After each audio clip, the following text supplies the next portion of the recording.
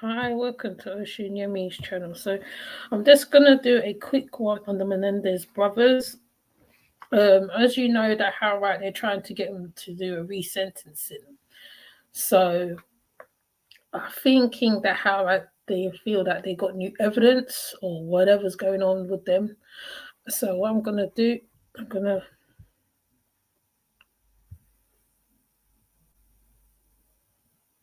Oh, that's not even the one. Hold on.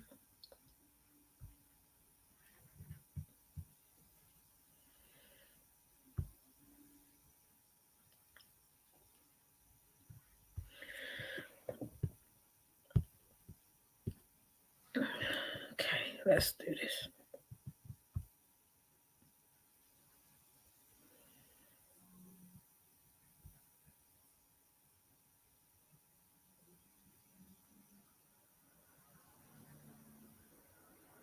Menendez brothers' family members call for their release as Daway's resentencing. They were just children. By Marissa Wensk. Updated on October 16, 2024/6:09 p.m. PDT/KCAL News. Several family members of Lyle and Eric Menendez pleaded Wednesday for the release of the brothers, convicted of murdering their parents decades earlier, saying they suffered horrific sexual and physical abuse as children and have rehabilitated during their more than 30 years behind bars. Nearly 24 relatives gathered for a news conference in Los Angeles as the case is reviewed by the Office of LA County District Attorney George Gaskin, who is considering two pieces of new evidence. In 1995, the Menendez brothers were convicted of first-degree murder for the 1989 killing of their parents, Jose and Kitty Menendez, in Beverly Hills. The case has received renewed attention on social media, and with the release of a Netflix drama series and documentary on the brothers. Last year, attorneys for the Menendez brothers filed a habeas corpus petition challenging their sentences of life in prison without the possibility of parole. Gaskin said he is considering possible recommendations for resentencing or a new trial. I never thought this day would come. I am Kitty's sister, Joan Vandermolen, 92, told reporters outside a downtown LA courthouse. For many years, I struggled with what happened to my sister's family. It was a nightmare none of us could have imagined. But as details of Lyle and Eric's abuse came to light, it became clear that their actions, while tragic, were the desperate response of two boys trying to survive the unspeakable cruelty of their father. They were just children who could have been protected and were instead brutalized in the most horrific ways, Vandermolen said. The world was not ready to believe that boys could be raped or that young men could be victims of sexual violence. Today we know better. We know that abuse has long-lasting effects and victims of trauma sometimes act in ways that are very difficult to understand. With generational and cultural shifts around conversations about sexual abuse, several family members said the case would have been viewed differently if it happened today and said the brothers have rehabilitated during their time in prison as they have become advocates for survivors of abuse. Hours after the news conference, the district attorney's office released a statement responding to the family's sentiments. We have heard the heartfelt pleas from the Menendez family regarding a review of this case, the statement reads. While we cannot formally comment on any decisions at this time, please know that our office is dedicated to a thorough and fair process and is exploring every avenue available to our office to ensure justice is served. Lyle, left, and Eric Menendez in court with Eric's attorney Leslie Abramson. Associated Press. A timeline of the Menendez brothers case. On the evening of August 20, 1989, Lyle and Eric Menendez killed their parents, Jose and Kitty Menendez, inside the family's Beverly Hills mansion, firing at them with shotguns. Through a highly publicized first trial, the case drew national attention. Prosecutors argued the slayings were motivated by greed. At the trial, the Menendez brothers detailed graphic allegations of sexual abuse at the hands of their father, with some of the accusations supported by the testimony of relatives, friends, and acquaintances. Attorneys for Eric and Lyle Menendez told the juries one for each of the brothers that the brothers had killed their parents in self-defense. Jury deliberations dragged on for weeks before the judge declared a mistrial. In 1995, during a second trial, prosecutors argued the brothers were lying about the alleged abuse, dubbing their defense the abuse excuse. Much of the defense's evidence relating to the allegations was not allowed into that trial, and Lyle Menendez didn't take the stand. The brothers were convicted of first-degree murder and sentenced to life in prison without the possibility of parole. Renewed attention, new evidence. In the more than 3 decades since the murders, the case has received renewed attention as clips of the trial have circulated on social media in recent years and the brothers' abuse allegations are viewed through a different generational lens. The case again made headlines last month with the debut of the Ryan Murphy Netflix drama series, Monsters, the Lyle and Eric Menendez story, followed on October 7 by a new Netflix documentary, The Menendez Brothers. On October 3, Gaskin announced that the DA's office was taking a fresh look at the convictions, specifically looking at a letter Eric Menendez allegedly wrote to a cousin that mentions his father as well as a rape allegation made by former Menudo member Roy Rossello against Jose Menendez, who was an executive at RCA Records. A letter written by Eric Menendez to his cousin Andy Quino in December 1988 was attached as an exhibit to the habeas petition that was filed in May 2023. Superior Court of the State of California, Los Angeles County. In May of last year, Cliff Gardner, one of the appellate attorneys for the Menendez brothers, filed a habeas petition challenging the convictions. The petition cited a letter allegedly sent by Eric Menendez in December 1988 to his cousin, Andy Quino, which appears to reference alleged abuse by his father as well as the allegation by Rossello in a sworn affidavit. Gardner told CBS News 48 Hours about the letter's contents and how it relates to the case. It reads, "I've been trying to avoid Dad. It's still happening, Andy, but it's worse for me now. I never know when it's going to happen. Every night I stay up thinking he might come in," the letter later continues. "I'm afraid. You just don't know Dad like I do. He's crazy. He's warned me 100 times about telling anyone, especially Lyle." Lyle Menendez told 48 Hours that his father's sister discovered the letter in storage. Gardner said there's certain details, including the mention of a Christmas party and hiring of a new tennis coach, that authenticated and when it was written. The letter, written about 8 months before the murders, was never presented at trial. The other new potential evidence comes from Rossello, a former member of Menudo, the Latin American boy band that rose to fame in the late 1970s and 1980s. The group was signed to RCA Records when Jose Menendez was a record executive there. In a sworn affidavit filed last year, Rossello said he was between 14 and 15 when he says the band's then manager, Edgardo Diaz, directed him to visit the Menendez home in the early 1980s. After he drank a glass of wine, Rossello said, he felt like he had no control over his body. He spoke out in the 2023 Peacock documentary, Menendez plus Menudo, Boys Betrayed. "I was in terrible pain for a week. I could barely stand the pain. I couldn't even move," he told the interviewer in Spanish.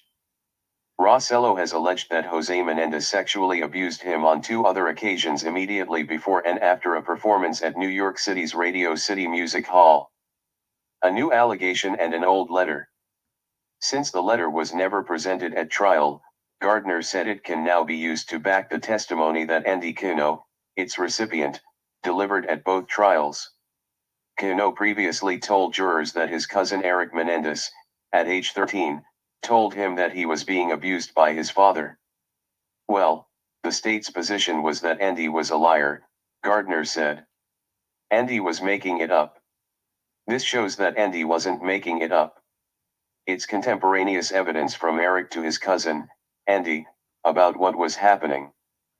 Mark Garagos, who is also representing the brothers, said the letter, in addition to the declaration from Rossello, provides an ample basis to set aside the result of the second trial. He spoke with reporters following Gaskin's October 3 announcement. "I think we're at a point now where any reasonable person taking a look at this case believes they should be out," Garagos said.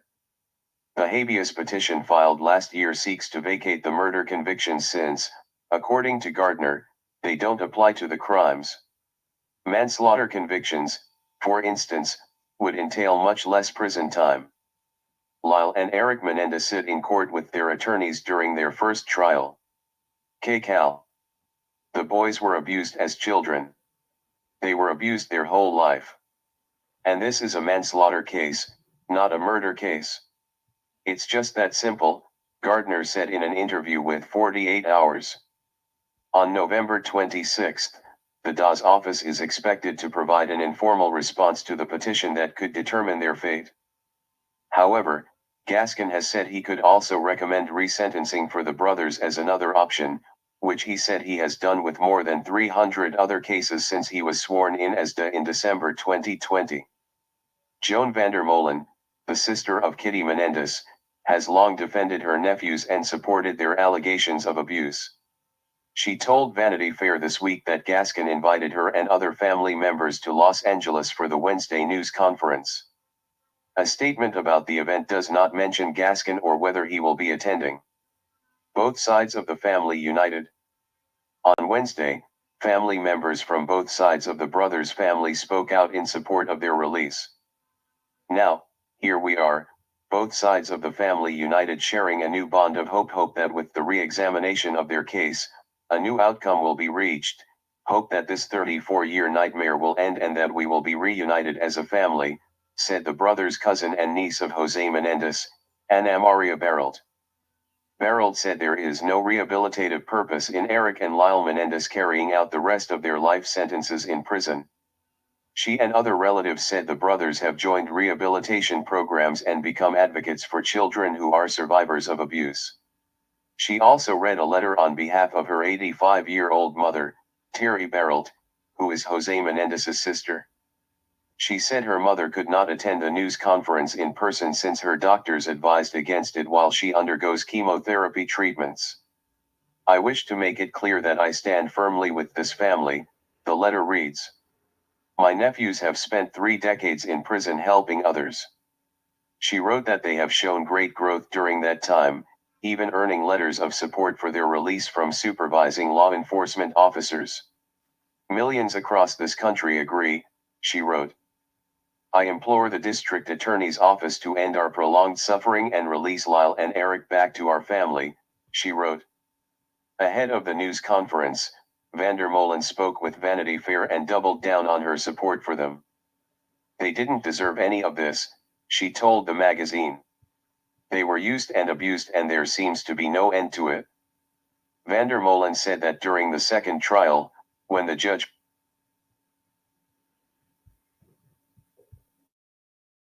Whoops. Hi, S.L. Davis.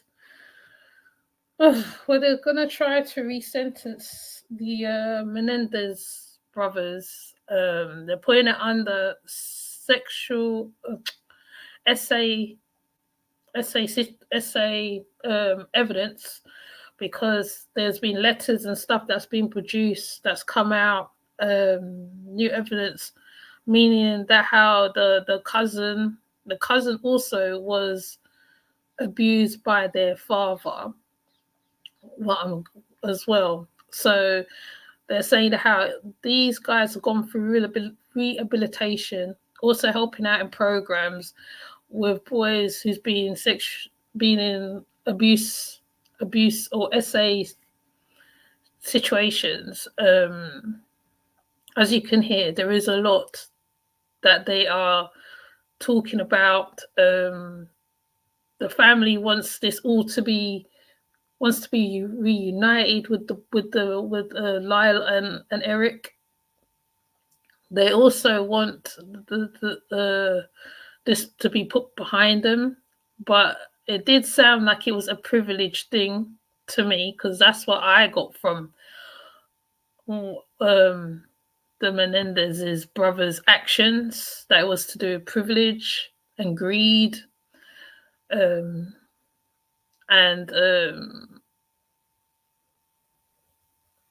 though I feel the father did kind of have a hold over them as well, They were allowed to make their own minds on certain stuff. The father would control that. So basically, right, they want to re-sentence them because they're saying that how now, like the Menendez's trial is being looked on by new eyes, new things is coming out, which is fair. But then, I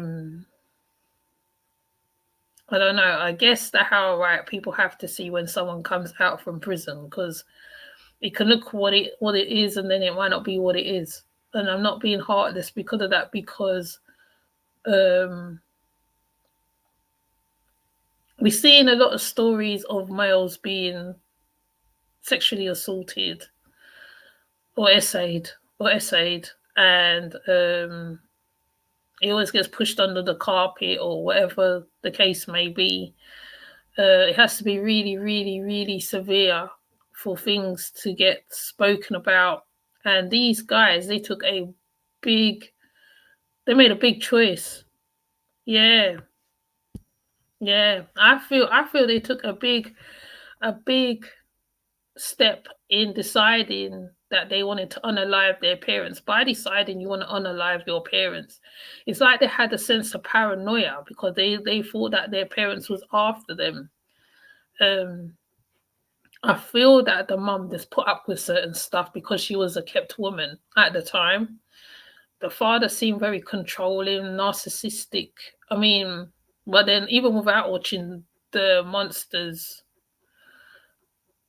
movie, because I have seen others before this one, you get a sense of, I mean, like they said, when an abuser's been through abuse, they abuse others. They turn around and abuse others in the process. Some do, not all, but so I believe that the father went through abuse, some type of abuse as well, and because we know that these stories do actually exist of fathers abusing their own children, impregnating daughters, all sorts of stuff. So I was thinking it's more down to greed and especially the actions that Lyle and Eric did afterwards when their parents died. I mean, and there's no, to me, there is no way of bereavement. People grieve in different ways. I feel that how right they had a control over their finances and they was able to spend their money how they wanted to do, able to do what they wanted to do without the father telling them what to do, basically. And I feel that is shown in Monsters because I did kind of do a review on it. I feel that how that is shown in Monsters. However, when they did another documentary on the brothers speaking of the abuses later on, that I feel it was already highlighted before. And what I like about certain articles is that how they're really looking through certain stuff. They're trying to pinpoint the story and make sure that it makes sense. So with this one that I just played just now, as you can hear that the family is trying to find ways that they can be released from jail as well. And there is a letter. Hold on, let me find the letter. There is a letter that was written. I think it's on this one. There is a letter that was written, which they say is new evidence by Lyle. It's not very going to be clear when I put it up. But there is a letter that is written, so I can't even see it. Hold on, let me do it again. That was not very clear.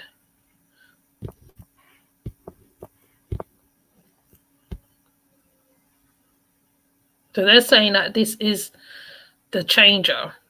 The fact that there's a letter of the evidence. This is the game changer. So, yeah.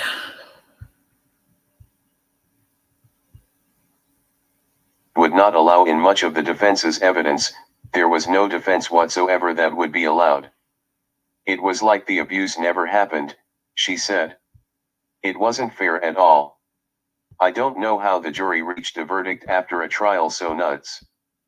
Her daughter, Diane Vandermolen, testified during the first trial that when Lyle Menendez was 8 years old, he told her about his father touching him down there. She said she told Kitty Menendez, but the boy's mother didn't believe her.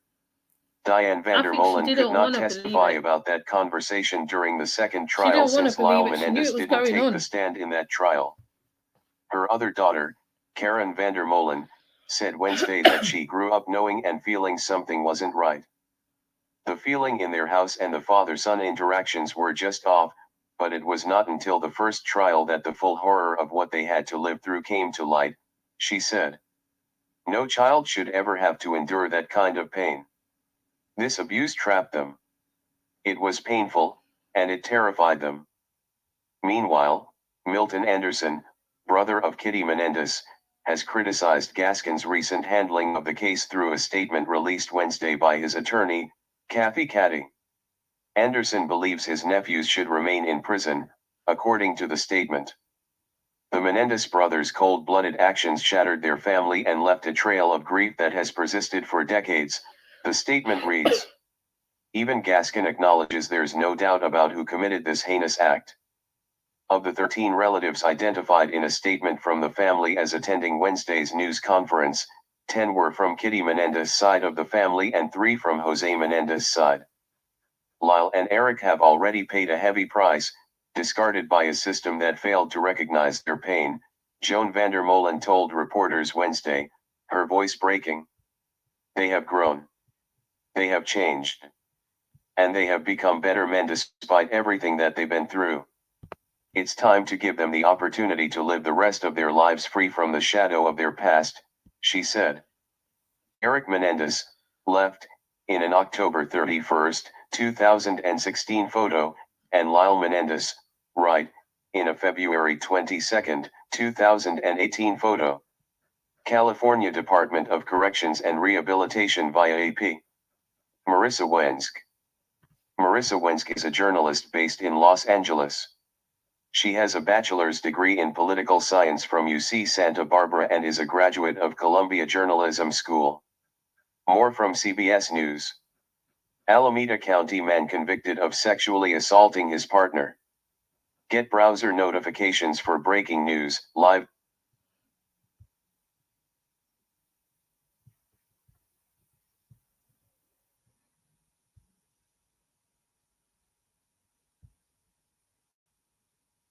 events, and exclusive reporting.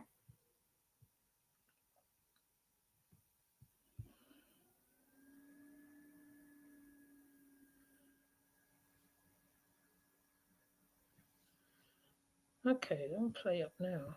It's doing good, Justin.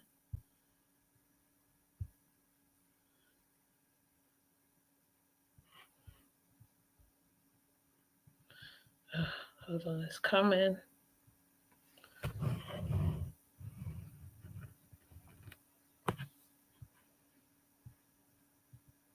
LA County District Attorney shares evidence in Menendez brothers' case as he mulls their sentence. Lyle Menendez, left, and the Los Angeles District Attorney has released new evidence in the Lyle and Eric Menendez case that could potentially lead to a review of their life sentences for murder. After their first widely publicized trial ended in a mistrial, a jury convicted the Menendez brothers of murdering their parents, Jose and Kitty, following a second trial in 1996. While they never denied killing their parents, the brothers claimed they acted in self-defense and were lifelong victims of sexual abuse by their father. During the second trial, prosecutors argued the abuse didn't happen and the judge overseeing the case did not allow much of the defense's evidence of abuse to be presented, according to the brothers' attorneys. In July 1996, both men were sentenced to life in prison without the possibility of parole. Now, more than 35 years after the murders, LA District Attorney George Gaskin has publicly posted a screenshot of a letter the brothers' attorneys have argued corroborates Eric's allegations he was sexually abused by his father. On Sunday, Gaskin shared an image of the handwritten, undated letter in a post on his social media platforms. The letter was written by Eric Menendez and alludes to the abuse.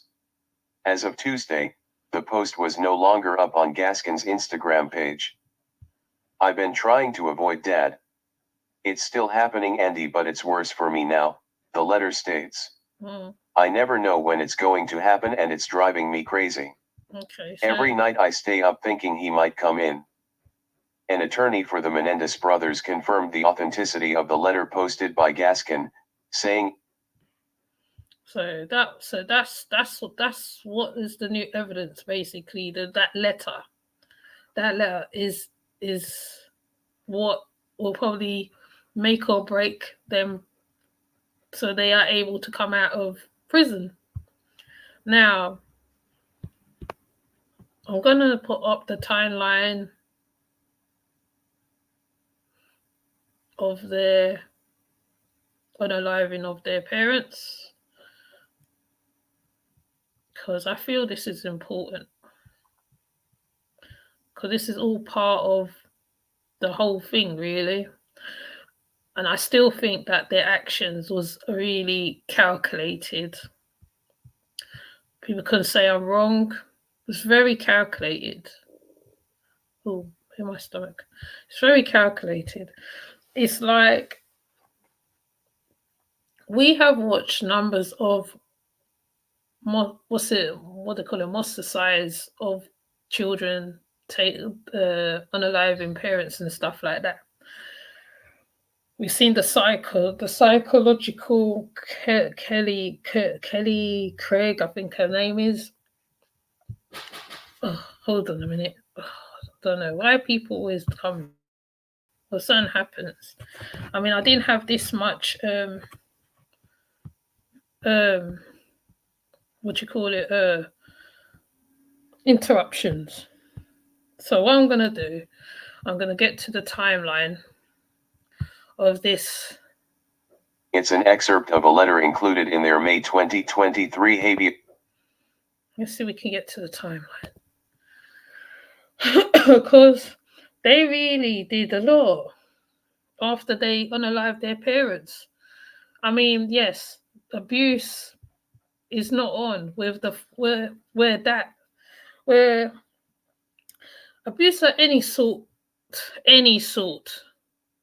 is bad. It's bad for the child, it's bad for all sorts of things, because I have done numbers of cases with abuses is concerned.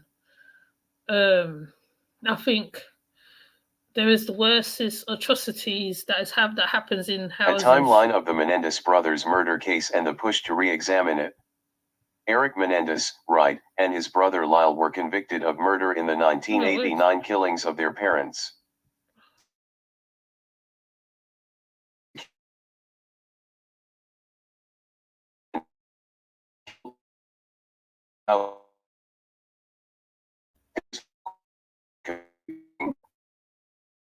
District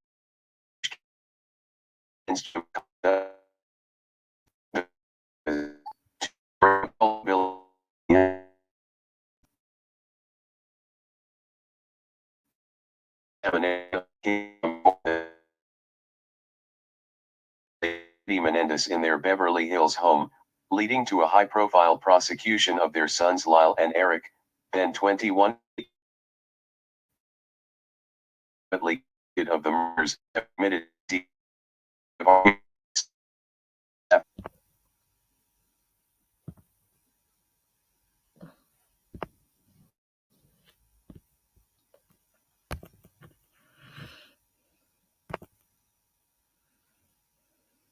I hate when that happens.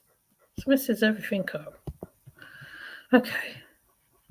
So I'm going to do the timeline.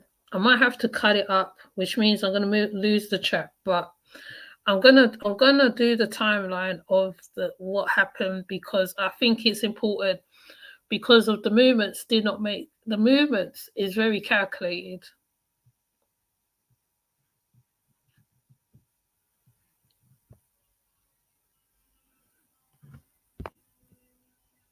Hold on. Where's it at? Okay. this timeline started? Oh, bro. See, if I was talking foolishness, it would work though, innit? Hmm?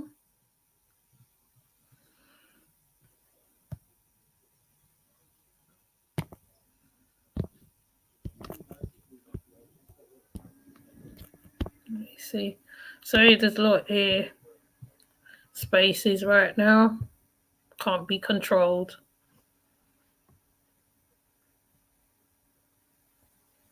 That's how it goes sometimes. If this doesn't work, I would just have to make a separate video. Because I don't like when it pops out the thing.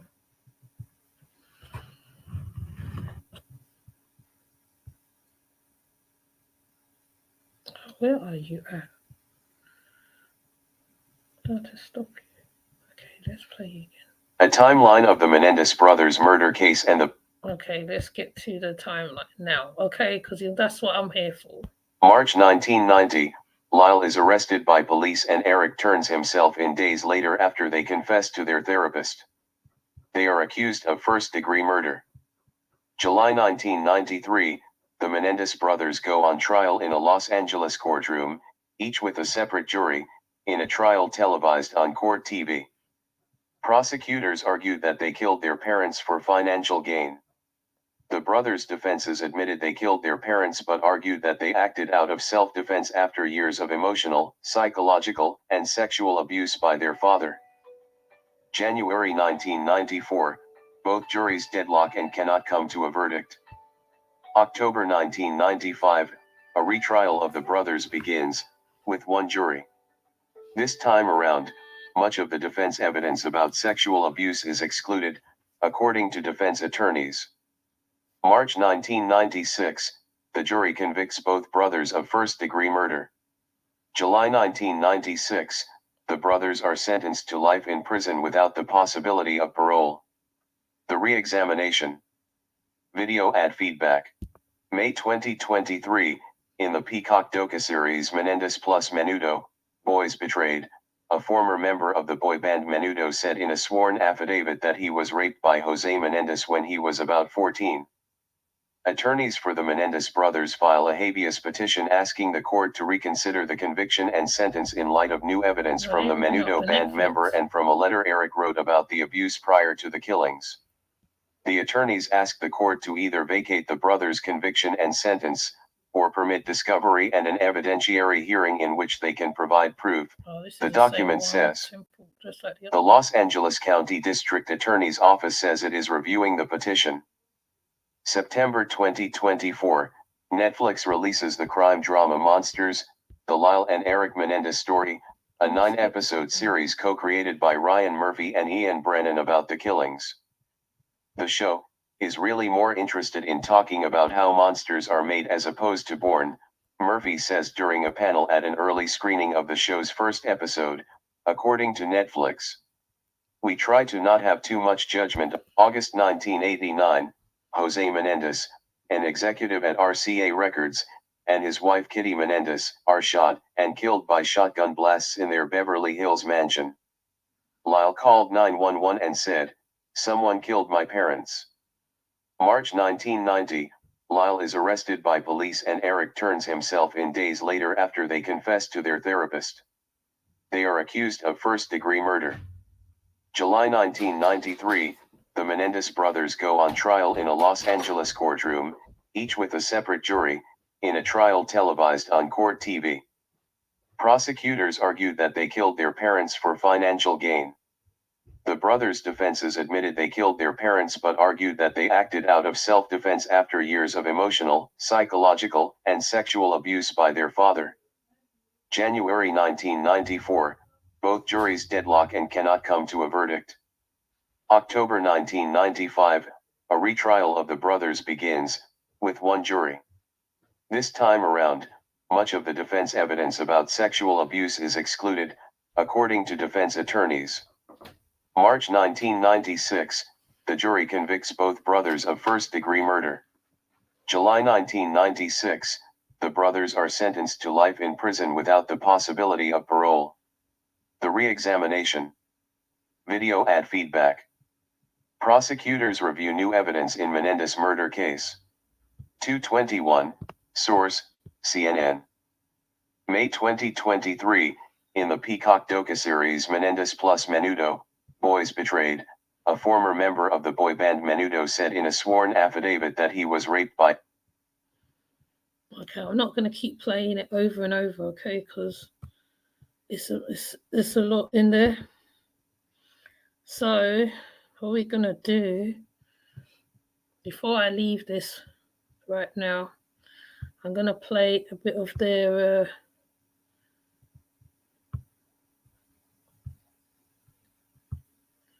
and then I'm going to leave it right there because I already said my opinion on it already.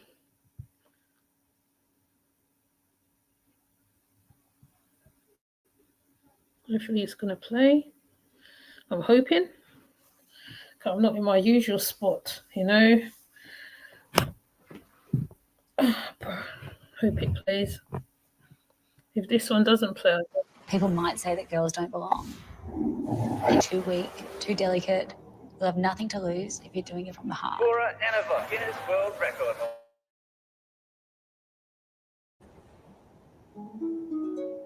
The attorney representing the brothers says he is now optimistic about the Los Angeles DA reviewing some of the evidence in this case.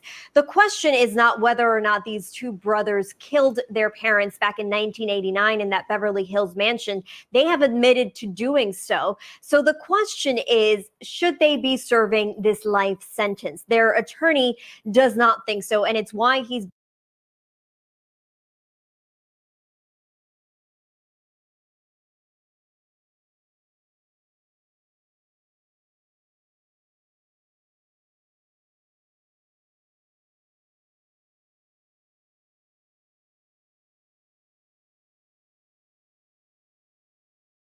and it's why he's been pushing for a review of this evidence. But it comes in the middle of renewed attention to this case, thanks to social media, thanks to documentaries and the new Netflix docudrama, and even the district attorney here in Los Angeles, George Gascon, saying that this is part of the reason why we're talking about this case right now. Take a listen to what he said. The reason why we have become more public is because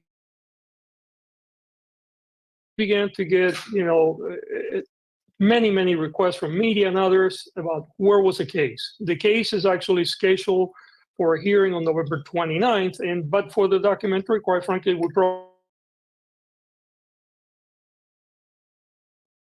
increase the attention by the public, and that's what we're being public about, where we are.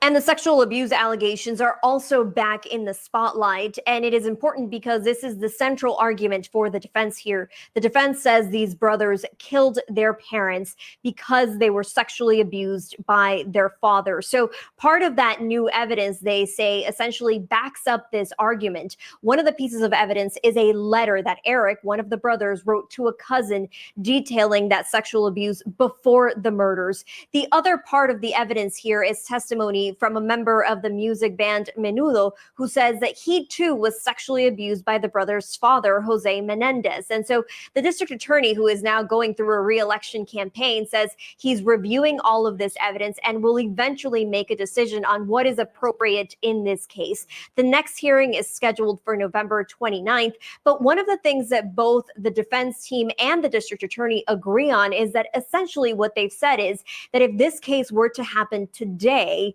sexual abuse would have been seen very differently. Camila Bernal.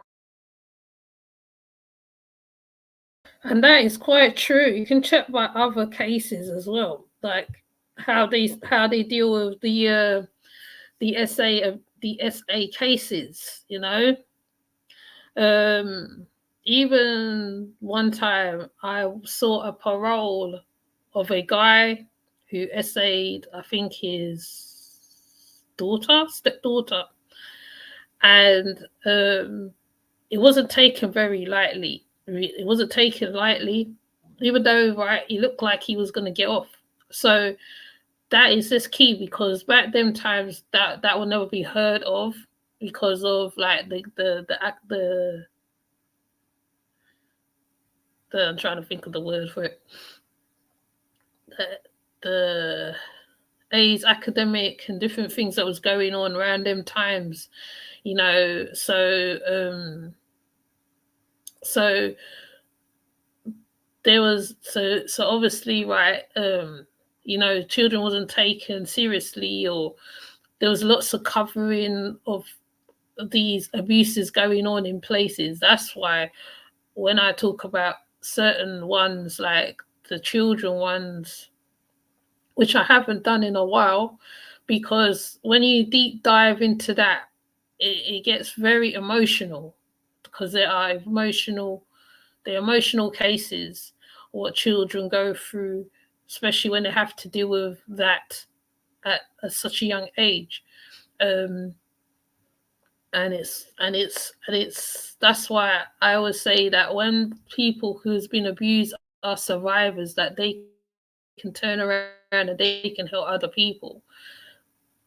Yeah, but I do believe that with them, this was more calculated to me, really. I don't know, but like I said, it could be, it's my opinion on it solely. I believe that they were very calculated, very greedy, spoilt, privileged, entitled.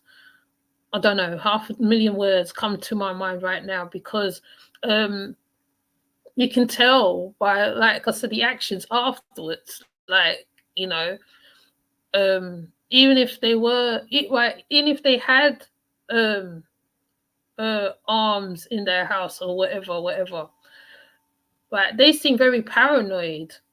But then again, there must be a reason why they were paranoid. I mean, not only was they being abused, but there must be other reasons. There must be other things. But maybe later on, these things might come out to why they took the action that they did. Like, you know what I mean? That's just, you know, the mum seemed like a kept woman from what I see of her.